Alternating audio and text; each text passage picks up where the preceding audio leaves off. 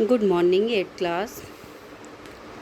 Class कंटके नैव कंटकम lesson हम read कर रहे थे। 5th लेसन, जिसका अर्थ है कांटे से ही कांटा निकलता है, अर्थात जो जैसा व्यवहार करे उसके साथ हमें वैसा ही व्यवहार करना चाहिए। तो देखिए बेटा, इसके अभ्यास के मैंने 3 क्वेश्चंस आपको करा दिए थे। 4th क्वेश्चन करते हैं हम। तो 4th क्वेश्चन है हमारा, रेखांकित पद्मा अधिकृत्य प्रश्न निर्माण करना है हमें।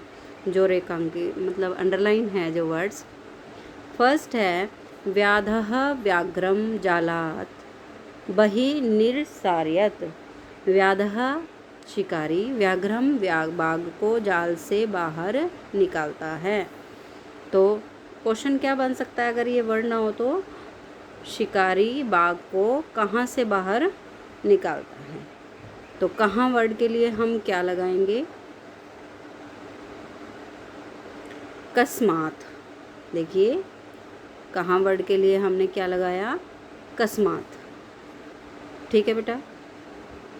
नेक्स्ट क्वेश्चन है हमारा, चंचलः वृक्षम उपगम्य अपृच्छत्। चंचल वृक्ष के पास जाकर क्या पूछता है? आंसर है हमारा, अब कहाँ जाकर पूछता है वही आएगा। किससे बाहर निकाला पहले में था, फिर कहाँ जाकर पूछता है। तो वृक्ष के पास, तो कम किसके पास? वृक्ष, चंचल वृक्ष के पास कम आएगा, वृक्षम का। ठीक है, कम, वृक्षम कम। व्याघ्रः लोमशिकायाः निखिलां कथां न्यवेदयत्। बाघ ने लोमशिका के लिए निखिल कथा, सारी कथा को निवेदित किया। तो क्या आएगा? व्याघ्रः कस्मै। यहाँ पर व्याघ्रः की जगह वैसे व्याधः आना चाहिए, क्योंकि बाघ ने नहीं, शिकारी ने लोमशिका को बताया था ना, तो सारी कथा। तो यहाँ पर व्याघ्रः की जगह व्याधः आना चाहिए। व्याधः कस्मै, किसके लिए। ठीक है। नेक्स्ट क्वेश्चन है, मानवाः वृक्षाणां छायायां विरमन्ति। मानव वृक्षों की छाया में विश्राम करते हैं। तो किसकी छाया में, यानी कि क्या आएगा? केशाम।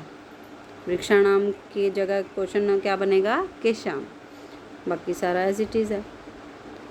लास्ट क्वेश्चन है हमारा, व्याघ्रः नद्याः जले व्याधस्य पिपासाम् अशम्यत्। पिपासाम अशम्यत्, ये म में से अ निकल जाएगा तो अशम्यत् बन जाएगा। तो क्या हिंदी बनी इसकी? व्याघ्रः बाघ को, या बाघ ने नदी के जल से व्याधस्य पिपासायाम, और शिकारी की जो यहाँ पर भी उल्टा दिया हुआ है, व्याघ्रः की जगह व्याध आएगा, व्याधः, और यहाँ पर व्याघ्रः आएगा। व्याघ्र से पिपासा, बाघ की पिपासा को, प्यास को शांत किया नदी के जल से। तो किसके जल से, क्वेश्चन क्या बना? किसके जल से। तो क्या आएगा यहाँ पर? कस्याः, किसके जल से। षष्ठी विभक्ति यूज़ हो रही है। ठीक है बेटा, समझ आ गए आपको प्रश्न निर्माण? मोस्ट इम्पोर्टेंट है। 5th क्वेश्चन है हमारा, मंजूषातः पदानि चित्वा कथां पूरयत्। मंजूषा से पदों को चुनकर कथा को पूरा करो। ये भी टॉपिक जो है हमारा इम्पोर्टेंट है। 10th में भी आता है आपको काम, 9th में भी आता है, बोर्ड की क्लास में आता है ये। इसमें आप क्या करोगे, पूरा आपको पैसेज की हिंदी करनी है पहले।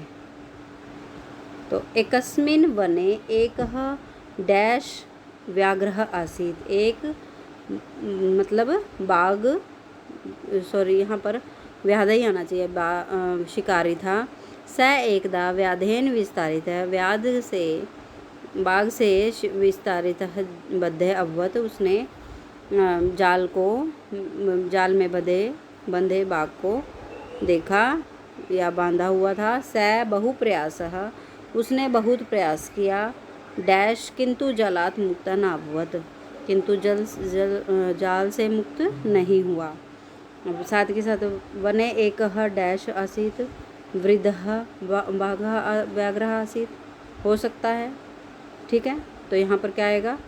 वृगः वृद्धः।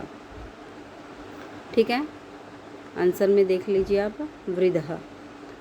नेक्स्ट है बहुप्रयासेन प्रयासम कृतवान, बहुत प्रयास किया किंतु फिर भी अकस्मात तत्र एकः मुष्कः समागच्छत्, और अकस्मात अचानक यानी कि वहाँ पर एक मूषक चूहा आ गया।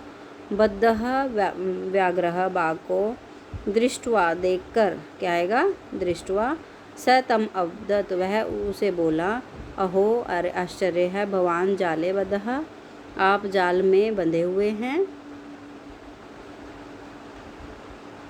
अहम त्वाम मोचयितुम इच्छामि, मैं तुम्हें मोचयितुम यानी कि मुक्त कराने का इच्छुक हूँ। तच्छ्रुत्वा, उसे सुनकर बाघ सठहासम अवदत्, सठहास यानी कि उसका उपहास उड़ाते हुए यानी कि उसकी मजाक उड़ाते हुए अवदत् कहा, अरे त्वं क्षुद्रः, तुम तुच्छ जीव, मम सहायं करिष्यसि, मेरी सहायता करोगे। यदि त्वं मां मोचिष्यसि, यदि तुम मुझे छुड़ाओगे, तर्हि अहम त्वां न हनिष्यामि, तर्हि तो मैं तुम्हें नहीं मारूंगा। मुष्कः स्वकीयः, अपने लिए स्वकीय अपने, लघुदंतई लघु दांतों से, तत्जालम उस जाल को, कर्तनम काट कर, कृत्वा काटने से, काट करके, कृत्वा करके, तत्व्याघ्रम बही कृतवान, उस बाघ को बाहर किया। ठीक है बेटा, ये स्टोरी आपने सुन रखी होगी शेर की और चूहे वाली। जब वो जाल में फंस जाता है तो उसे चूहा मुक्त कराता है। तो इस प्रकार से आपने पहले इसकी पैसेज की हिंदी करनी है और फिर उसको उनको जो जहाँ परफेक्ट बैठे उन्हें फिट करना है। ठीक है, नेक्स्ट 6th क्वेश्चन है हमारा, यथा निर्देशतम उत्तरम, जिस प्रकार से निर्देश दिया गया है वैसे ही उसके उत्तर लिखने हैं। शैम लोम शिकायाः सर्वां कृथां न वेद्यत, अस्मिन् वाक्ये विशेषण पदम किम, इस वाक्य में विशेषण पद क्या है? स का मतलब वह, लोम शिकायाः सर्वां कथां, सारी कथा निवेदित करता है लोमशिका के लिए, तो इसमें विशेषण पद क्या है बेटा? सर्वाम, कथा तो है पर सारी कथा है। आदि कथा की विशेषता क्या है? सर्वाम, तो ये विशेषण पद है। ठीक है, नेक्स्ट है अहम तव कृते धर्मम आचरितवान, मैंने तुम्हारे लिए धर्म का आचरण किया है। यहाँ पर सर्वनाम पद बताना है, हमने सर्वनाम पद क्या है? ठीक है, त्वत् कृते अहम, अत्र अहम इति मैं शब्द का प्रयोग किया है यहाँ पर, जो क्या है? चंचल के लिए प्रयुक्त हुआ है।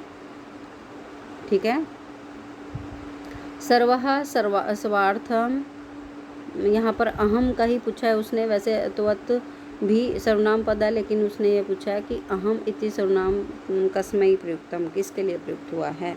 तो चंचल के लिए यह प्रयुक्त हुआ है। सर्वः स्वार्थ समित है, सब स्वार्थ में समित है। अस्मिन् वाक्ये कर्तृपदम किम, कर्ता पद क्या है?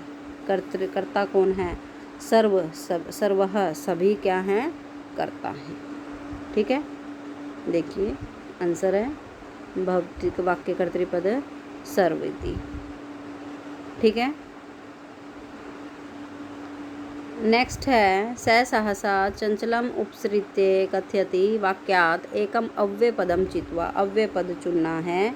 अव्यय हमने आपने पहले क्या होगा, ये सहसा अचानक, जो हम पद से पहले यूज़ करते हैं, वाक्य को अलग दिखाता है, वो अव्यय पद कहलाते हैं। ठीक है, तो अव्यय क्या है यहाँ पर? सहसा, ये देखिए आंसर है सहसा। ठीक है, लास्ट है हमारा का वार्ता माम अपि विज्ञापे, अस्मिन् वाक्ये क्रियापदम किम, क्रियापदस्य पद परिचयम अपि लिखत, क्रिया के पद का पूरा परिचय लिखना है हमने। का वार्ता, क्या बात, तो बात माम अपि विज्ञापे, मुझे भी बताइए, विज्ञापे बताइए, यहाँ पर क्रियापद है विज्ञापे। ठीक है, तो तो यहाँ पर उसने कहा है कि इसका पूरा परिचय लिखना है। देखिए उसने आंसर में लिखा क्रियापद विज्ञापयति तथा ही वि पूर्वकात भवादिगणियात ज्ञा धातो णिचि लोटी मध्यम पुरुष एक वचनई विज्ञापे इति रूपम। पूरा उसने बताया है कि वि उपसर्ग ज्ञा धातु और णिचि प्रत्यय से लगाकर लोट लकार में मध्यम पुरुष एक वचन से विज्ञापे वर्ड बना है। ठीक है, इस इतना लंबा तो नहीं आता है, ये शॉर्ट आपके आ सकते हैं। इन्हें अच्छे से आपने रिवाइज करना है एग्ज़ाम में।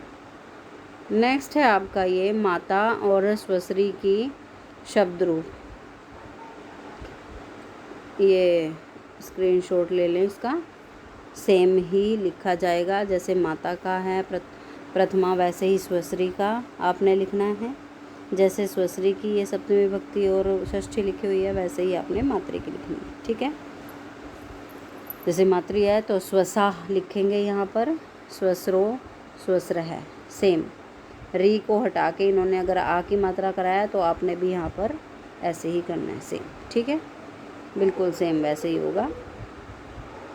नेक्स्ट है हमारा, ये देखिए इसका स्क्रीनशॉट ले सकते हैं।